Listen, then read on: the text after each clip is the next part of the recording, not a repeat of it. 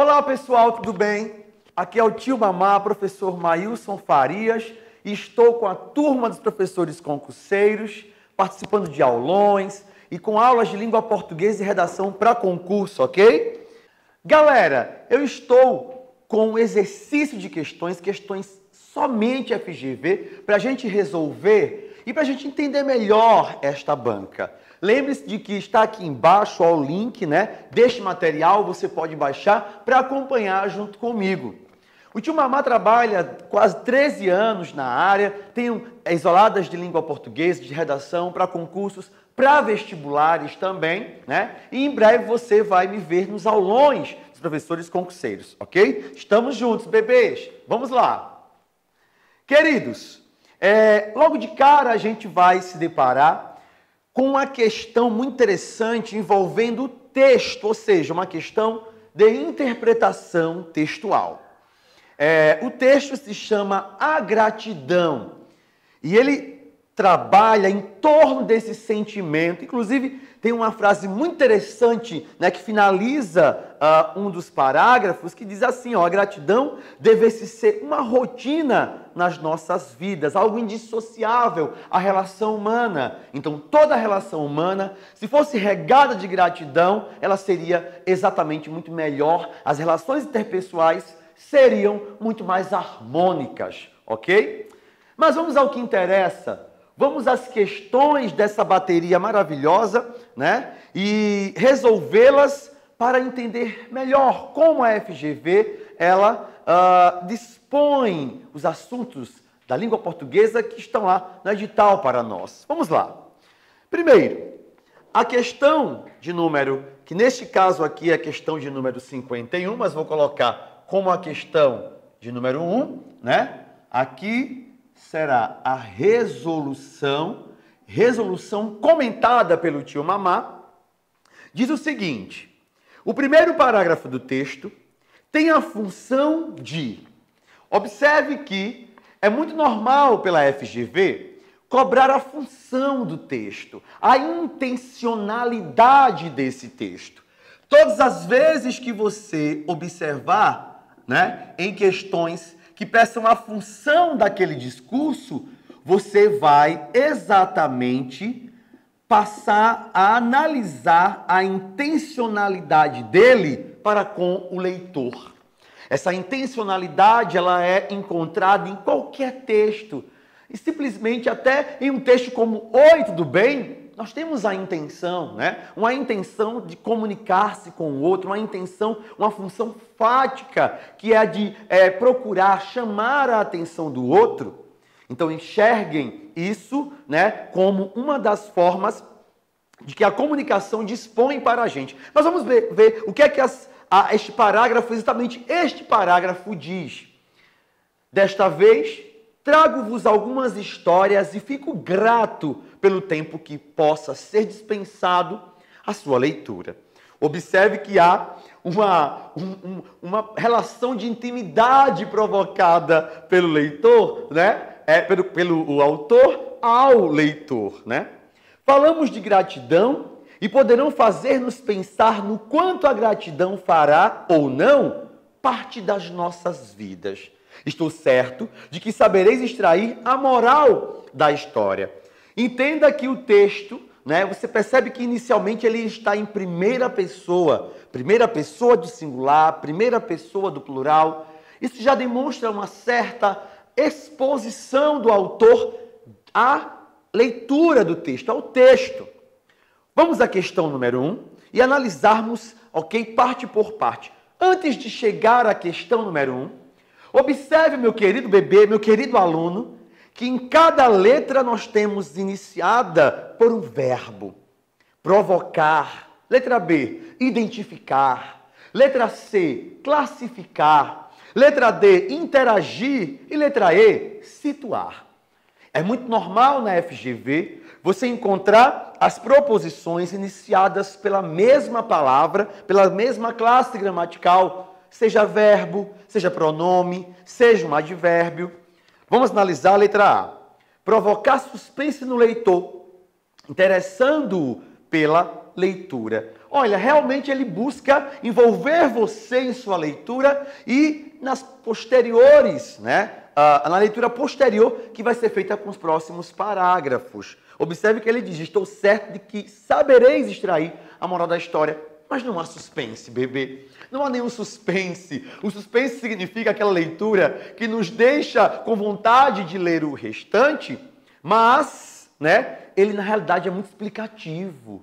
Ele expõe, ele explica, olha, ele dá um roteiro para você. Letra B. Identificar o tema central, esclarecendo objetivos. Muito interessante. Identificar o tema central significa que ele já começa a apresentar para a gente que a palavra gratidão, a gratidão faz parte de nossas vidas. E quando você continuar lendo, vai perceber que realmente gratidão é a palavra-chave para os próximos parágrafos. Obviamente, ele transmite a ideia central a partir desta palavra-chave, né? Esclarecendo objetivos. A gente pode perceber que o objetivo é muito claro por conta dos verbos no infinitivo. Poderão fazer, né? Extrair. Então, os verbos no infinitivo, eles são estes que denotam a construção de objetivos no texto. Querido aluno, a B está perfeita. Mas por que não pode ser a C, o mamar, né? Então, marquemos a letra B. E a letra B, ela responde muito bem à intenção do texto, clareando, deixando muito bem mais específico o tema central. Na letra C, olha o que se diz. Classificar o texto, identificando-o como narrativo, né? Galera, classificação de um texto. O parágrafo tem a função de classificar o texto.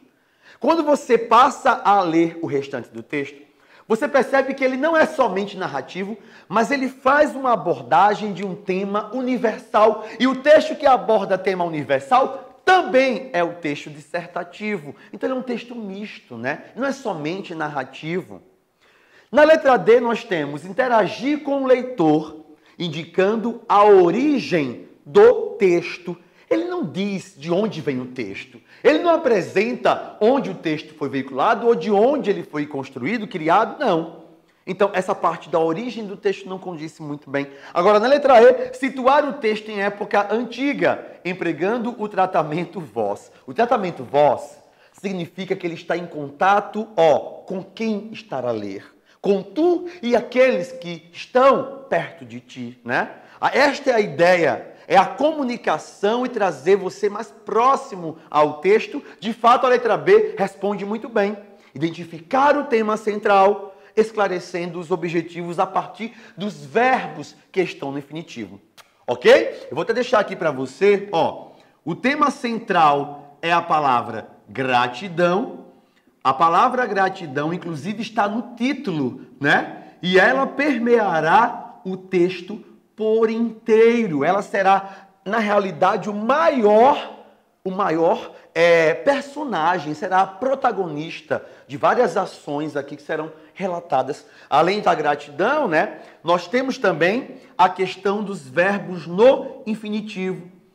E verbo no infinitivo significa, meus queridos bebês, que a gente, né, que o autor, ele está demonstrando o objetivo, ok, deste texto, certinho? Então, fechado, letra B na cabeça, bebê, e você vai arrasar no concurso. Vamos lá? Vamos para a próxima letra, né? Próxima questão. No primeiro parágrafo, o vocábulo moral é exemplo de palavra que muda de sentido conforme o gênero. Existem palavras que quando a gente observa, por exemplo, a ideia de um artigo diferente, né, somado a elas, essas palavras vão mudar exatamente de sentido, né? Essas palavras, elas estão encabeçadas aqui nesse texto, elencadas. A alternativa, voltando, em que o vocábulo sublinhado foi empregado com sentido trocado é. Letra A. Há alguns séculos houve violento cisma na Igreja Católica, né? Houve uma violenta divisão, o cisma, né, da Igreja Católica. Vamos à segunda questão, bebês. No primeiro parágrafo, o vocábulo moral é exemplo de palavra que muda de sentido conforme o gênero. E eu posso observar, minha gente, que são palavras geralmente substantivadas. A alternativa em que o vocábulo sublinhado foi empregado com sentido trocado é letra A. Há alguns séculos houve violento cisma na Igreja Católica, ou seja, houve uma separação, né? O cisma quer dizer a separação, aquilo que fez a segregação, né, de grupos. Show de bola? Na letra B, nós temos o funcionário levou o guia de recolhimento fiscal, o guia como diferença de a guia, né? O funcionário levou o guia, ele não levou o guia, ele levou a guia. E a guia pode ser visto como um formulário para pagamento, né? Um documento, né, para pagamento. Galera, não deveria ser o guia, né? Mas deveria ser a guia. Então, na questão número 2, nós temos uma questão voltada à observação da semântica, ou seja, do sentido daquele substantivo. Na letra A, nós temos a palavra cisma, né? A palavra cisma como sinônimo de separação, o que coube, né, exatamente ao contexto inserido. Na letra B, nós temos a palavra guia, né? E a palavra guia na letra B está sendo utilizada como a ideia de ajudante, o guia.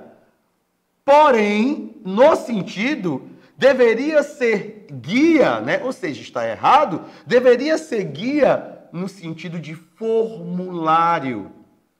Obviamente, né? Ele exige aquela em que o sentido foi trocado, ele quer aquela em que houve erro de uso, de utilização. Obviamente, temos que marcar agora, né, a letra B. Analisemos as outras, por, né, uma questão até mesmo de aprendizado. Na letra C, o pacote mostrava 200 gramas. Galera, grama no masculino é lá o graminídeo, né? É lá a plantinha. A plantinha, por exemplo, que você encontra nos estádios de futebol. A grama. Mas grama de peso? Ô grama. 200 gramas de queijo. 500 gramas, ok? De presunto. Beleza, bebê? Na letra C, né? O grama. Eu vou colocar aqui grama, né? O grama, a gente tem medida, não é? Medida. E coube direitinho o sentido. E a grama, nós temos, né, a planta, ok? Nós temos a planta. Na letra D, bebês, na letra D, pela manhã, o grupo dirigiu-se à nascente do rio, né? Galera, a nascente, né, é o local onde o rio nasce. O nascente é o local onde o sol nasce. Onde o sol nasce, o nascente. Onde o rio nasce, a nascente. E na letra E, e última, Antônio Conselheiro era o cabeça dos jagunços. O cabeça. Se ele era o cabeça, bebês, Antônio Conselheiro era exatamente o líder. O cabeça é o líder. A cabeça, parte do corpo, ok? Então, finalizamos a questão de número 2. E a questão de número 2, a correta é a letra B. Prossigamos agora, né, com a nossa resolução. Questão de número 3. Uma brasileira, sobrevivente de um campo de extermínio nazista, contou que nós temos agora a numeração para ser analisada. Por 2 vezes, esteve numa fila que a encaminhava para a câmara de gás e que, nas 2 vezes, o mesmo soldado alemão a retirou da fila. Nesse texto, nesse segmento do texto, as ocorrências do vocábulo que estabelecem relação semântica com o termo anterior primeiro, o termo, né, a palavra que, agora, terceira questão, a palavra que que estabelece uma relação com aquilo que foi dito é o que eu posso substituir por o qual e derivados. Certinho? Este que ele é classificado como pronome relativo, bebês. E o pronome relativo, ele faz ele tem como referência uma palavra anterior. Galera, vamos ver a primeira. Contou que, na realidade, repare o que é interessante. Ele quer aquela que estabelece relação semântica com o termo anterior. Uma brasileira sobrevivente de um campo de extermínio nazista contou que, por 2 vezes, na terceira questão, vamos agora à terceira questão, bebês, nós temos 3 palavras que estão exatamente em destaque para que você possa observar. Sabe o quê? Ele quer saber qual destas palavras está fazendo uma relação com o termo anterior. Observe que o que? Aquele que eu substituo por o qual e derivados é um pronome relativo. Este sim faz uma relação com a palavra anterior. Mas observe também que a palavra que, esta que eu posso exatamente substituir a oração em que ela está inserida pela palavra isso, esta palavra não é um pronome relativo, é uma conjunção integrante e não tem a função, não tem o objetivo de se referir a um termo anterior. Então vamos agora continuar. Contou isso. Se eu troquei por isso, a primeira é uma conjunção integrante. Logo, não se encaixa a pergunta. 2. Esteve numa fila a qual a encaminhava. Uma fila a qual. Então, combinou, Pronome relativo. A 2 está correta. E a terceira, e que nas 2 vezes, o mesmo soldado, e nas 2 vezes, o mesmo soldado. Olha interessante. Esteve numa fila a qual a encaminhava.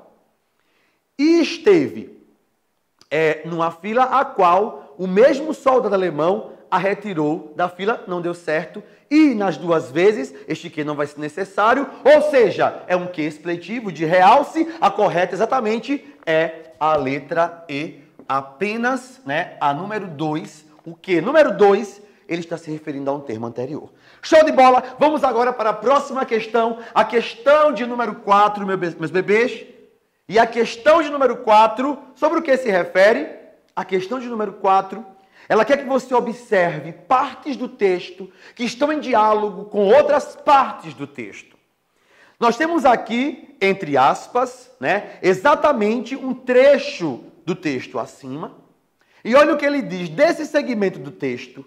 O elemento de coesão identificado erradamente é... Na letra A nós temos Aristides para combinar, ou seja, está em concordância, está em diálogo com forma abreviada de Aristides de Souza Mendes. Enxergue uma coisa, bebês. Na primeira linha, exatamente deste trecho da 4ª questão, nós temos o nome completo dele e, por conseguinte, na segunda linha, ele trouxe apenas o nome. É como você dizer assim, Maílson Farias, e lá no futuro você dizer Maílson. É uma maneira de fazer coesão? Sim. Sim, O nome completo e o nome, apenas a utilização de um nome. O nome composto e apenas o nome simples, sim. Letra B, ele quer aquela em que não há a coesão, a errada. Na letra B, o país, ele diz que é hiperônimo de Portugal. Tio Mamá, o que quer dizer hiperônimo, E o que quer dizer hipônimo? Há uma diferença entre hiperônimo e hipônimo. O hiperônimo é exatamente a palavra que traz o sentido amplo. É como se o hiperônimo fosse o conjunto. O hiperônimo é o conjunto. O hipônimo é o elemento. Partindo deste pressuposto, por exemplo, carro, hiperônimo, E fusion, hipônimo, ok? Aqui, por exemplo, ele diz que o país é hiperônimo de Portugal. E ao observar, eu percebo que ele foi cônsul de Portugal na França. Ele foi cônsul de Portugal, mas ele estava na França. Quando as tropas de Hitler invadiram o país no qual ele estava, ou seja, na França, e não em Portugal. Então, a letra B, a relação coesiva não está corretamente feita, não foi corretamente, né, alcançada. Logo, bebês, da quarta questão, aquela que não corresponde à letra B. Só para continuar, o ditador, qualificação de Salazar. Ditador é um posto, né? É um status, é um posto, é uma qualificação. Na letra D, sua, é um possessivo de Aristides de Souza Mendes. E onde está o sua aqui, ó? Deixa-me ver, procurar aqui para vocês entenderem. Ó, pagou bem claro pela sua atitude humanitária. Quem teve a atitude humanitária? Aristides, porque ele salvou 10 mil judeus. A atitude foi dele. Show de bola, combinou. E na letra E, a atitude humanitária faz uma relação, com uma referência a salvar judeus da morte. Acabei de falar, essa atitude foi explicitada. Galera, sabe qual o nome da coesão utilizada na quarta questão? Chama-se coesão lexical. A coesão lexical é aquela que trabalha com vocabulário, com a riqueza vocabular, com os adjetivos, com os substantivos, com os advérbios, com os nomes, com os verbos. Ok, bebês? Show de bola. Letra B de boy magia. Tudo bem? Agora vamos para a próxima questão. Na próxima questão, questão de número 5, em todos os segmentos abaixo, a conjunção E une ações ocorridas em tempos sucessivos. Tempos, né, em que um sucede o outro. Assinale o caso em que as ações ligadas por essa conjunção indicam momentos simultâneos. Indicam momentos em que nós temos, né, ideias simultâneas. Letra A. Desta vez, trago-vos algumas histórias e fico grato pelo tempo que possa ser dispensado à sua leitura. Galera, eu trago e, ao mesmo tempo, e concomitantemente, eu fico grato. Né? Simultaneamente, eu fico grato. Você pode perceber também, ó, esta letra, né? Esta questão, a questão de número 5, você pode perceber, muito interessante, a questão do paralelismo. Nós temos o paralelismo também a favor. Eu tenho de um lado um verbo no presente, eu tenho do outro um verbo no presente, eu tenho a primeira pessoa do singular, eu tenho a primeira pessoa do singular, e eu percebo que nós temos aqui uma relação de soma, além de tudo. Mas por que não pode ser a letra B, mamãe? Então a letra A está certíssima, ok? Letra A certíssima. A de avião, como o meu corpinho. Mas vamos agora ver a letra B, bebê. Falaram-me de gratidão e poderão fazer... Falam-me de gratidão e poderão fazer-nos pensar no quanto... Peraí, falam-me. E, consequentemente, poderão fazer... As ações não estão combinando como na letra A. As ações não combinaram como na letra A. Letra C. Salazar destituiu do cargo e o fez viver, né, na miséria até ao fim da vida. Destituiu-o do cargo, tirou o cargo dele e, consequentemente, fez viver. Meu Deus, observe que na maioria delas há uma ideia de causa e consequência, mas na primeira há uma ideia de ações feitas, realizadas ao mesmo tempo. Vamos ver se a letra D. A porta se fechou e ele ficou preso dentro dela. Primeiro aconteceu o fechamento da porta, depois a prisão, causa e consequência. Realmente todas elas estão, né, fundamentadas na ideia de causa e efeito, não a letra A. E para finalizar a letra E, a porta se abriu e o vigia o resgatou com vida. A porta se abriu e, consequentemente, o vigia o resgatou com vida. De fato, a única em que as ações... elas estão no mesmo plano, num plano linear, né? E não de causa e consequência, é a letra A. Show de bola, beijo no ombro, colar de beijo. Vamos agora, bebês, para a próxima questão de número 6, com o tio Mamá, ok? O tio Mamá, o gostosinho, o preparado, o vitaminado. Bebês, questão de número 6. Quando o empregado de um frigorífico foi inspecionar a câmara frigorífica, a porta se fechou e ele ficou preso dentro dela. bateu na porta, gritou por socorro, mas todos haviam ido para suas casas. Oi? Todos haviam ido.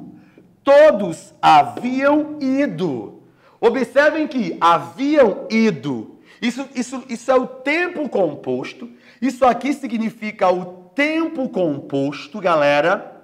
Sabe de qual tempo verbal?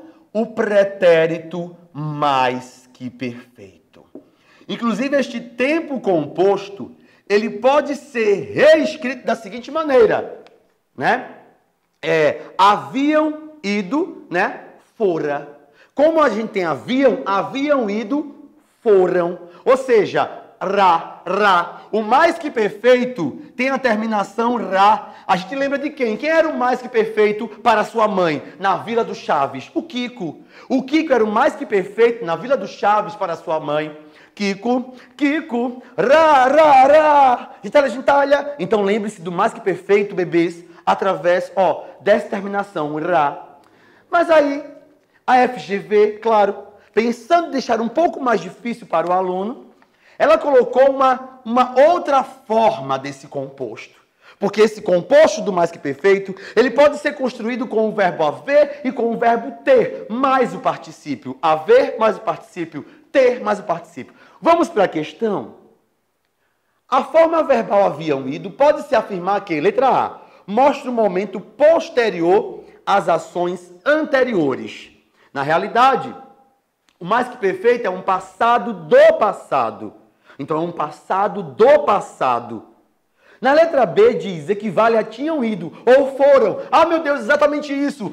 Ra, mais o M, né? Que indica a desinência de pessoa. E haviam ido, combina com tinham ido. Pode ser o haver ou ter. De fato, nós temos aqui a letra B como a letra correta, né?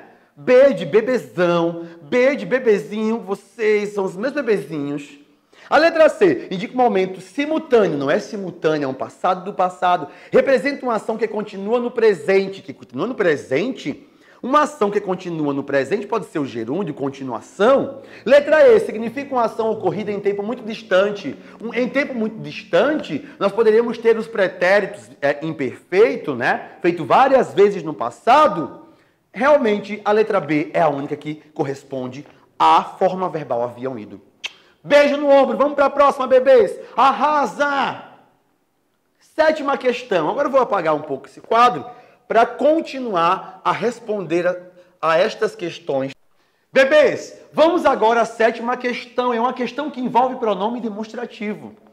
Vocês estão ligados que a FGV é uma banca que trabalha demais o elemento coesivo. O pronome demonstrativo ele tem uma referência, né? Ele tem uma característica de substituir nomes.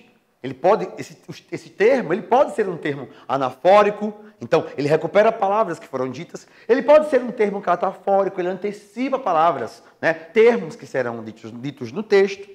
Ele também tem uma referência temporal. Este ano, quero paz no meu coração. Meu amigo que me dê a mão. Este ano, o ano em que nós vivemos, né? E espacial, galera. A ideia do esta apostila em minhas mãos. O que é que no texto a gente encontra?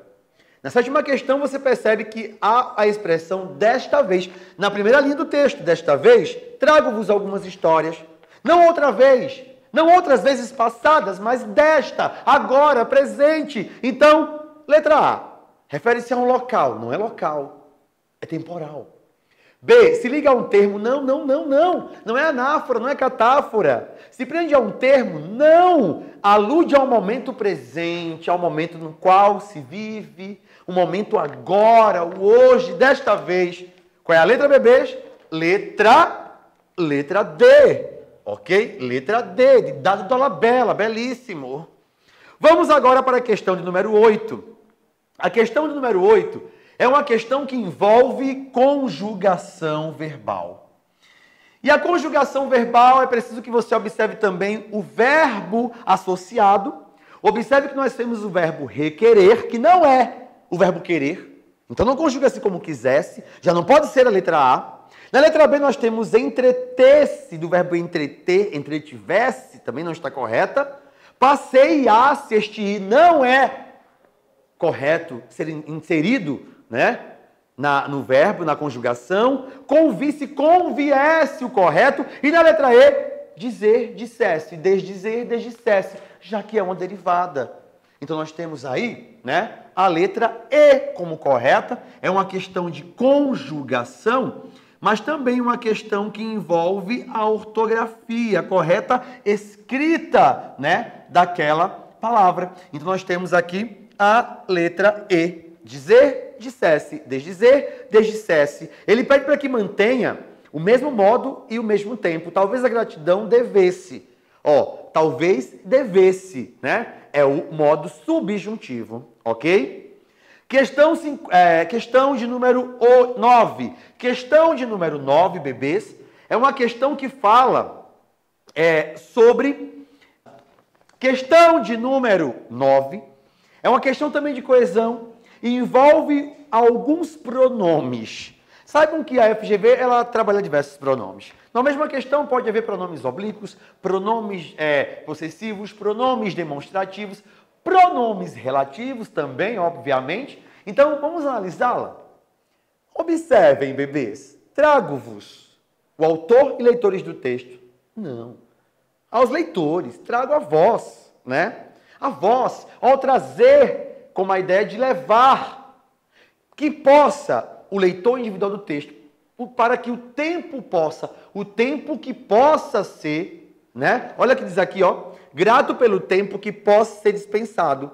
Possa ser dispensado o quê? O tempo, né? Então, a ideia não é que seja o leitor individual, mas o leitor em geral, todos. Falam-nos, os leitores do texto, ótimo. Falam-nos de gratidão. As pessoas falam de gratidão, falam a nós, né? Os leitores falam a nós de gratidão. Interessante que ele diz assim: trago-vos algumas histórias, falam-nos de gratidão, ou seja, dizem para nós sobre gratidão. Então, a letra C está perfeita, tem uma relação entre o verbo falar, o presente, principalmente, ou melhor, o pronome nos, né? E os leitores do texto falam-nos, ou seja, falam-nos os leitores do texto, letra C. É uma questão também de coesão, bebê. A letra D, sua leitura, a leitura do texto da prova. Cadê? Estou certo? Nananana. Deixa eu me ver aqui como é. Sua leitura, leitura do texto da prova. Cadê? Para que possa ser dispensado a sua leitura, né? A leitura sua de que está falando comigo, né? Para a sua com quem eu converso, o leitor, não o texto, né? E a letra E, nossas vidas, a vida dos livros lidos, não, a vida daqueles que estão envolvidos, eu, você, nós. Realmente, a letra C é a letra, né, mais correta, ok? Vamos agora à questão de número 10. E a questão de número 10 é uma questão de sintaxe envolvendo exatamente os termos da oração. Observem, bebês, que na questão de número 10, nós temos a relação entre o termo sublinhado e outro anterior. Todas as vezes que você encontrar uma questão de função sintática e dos termos da oração, você tem que observar o diálogo. Existem termos que completam o outro, existem termos, né, que caracterizam o outro, existem termos que concordam em número, né, e concordam em tempo com o outro. Vamos observar o que ele cobra. Letra A. Observe que na letra A, o termo nazismo tem uma relação direta com o verbo fugir. Mas ele quer aquela que seja diferente das demais. Então tem que observar as semelhanças, né? Letra B, uma brasileira, sobrevivente de um campo, de um campo de extermínio, dialoga com o sobrevivente, e sobrevivente é nome. Na letra A, dialoga com o verbo. Na letra B, dialoga com o nome. Vamos agora à letra C, para tirar a prova dos 9. Aristides salvou 10 mil judeus de uma morte certa. Salvou de quê? Ou seja, bebês, conversa com o verbo, completa um verbo.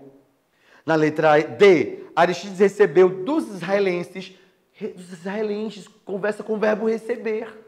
E na letra E, se despedisse de mim, conversa com o verbo desperdisse. Enquanto em 4 delas, há uma relação direta com o verbo de complemento, na letra B, há uma relação com o nome. Então, aquela que difere é exatamente a letra B, ok? Beijo, Bruno Galhaço, belíssimo. Vamos agora à última questão. A questão de número 11. A questão de número 11, olha o que ela diz, é muito linda. E se começássemos cada dia dando graças à la vida, como faria Violeta? Como faria Violeta? Se refere a uma letra de música de Violeta Parra. Essa menção mostra a presença no texto de um fator denominado, galera, quando você encontra um texto que traz outro texto, quando você encontra uma letra que ela faz alusão a outra letra de um outro texto, quando você tem um texto dentro de um texto, olha o nome, texto dentro de um texto, nós temos aquilo que se chama intertextualidade. Mas eu gostaria de fazer a vocês um conceito breve sobre cada um deles. O que quer dizer polissemia? Polissemia significa os variados sentidos, os vários sentidos que um termo e uma palavra pode, constituir a depender, é claro, do contexto. A palavra manga, por exemplo, eu comprei uma manga. Comprei uma manga, a fruta. Mas se eu disser, chupa essa, manga, Ou seja, nós temos agora a palavra manga em um outro sentido. Isso é polissemia. O que é uma linguagem, aqui diz, figurada? O que é uma linguagem figurada, tio Mar? A linguagem figurada é aquela que foge do sentido convencional. A linguagem figurada é o sentido conotativo, É um segundo sentido que você dá, conotativo, a uma palavra, a um termo, ok? Minha mamãe, mamãe tem um coração de pedra. A palavra pedra está no sentido figurado e não no sentido normal, no sentido utilizado convencionalmente. Não, foge disso.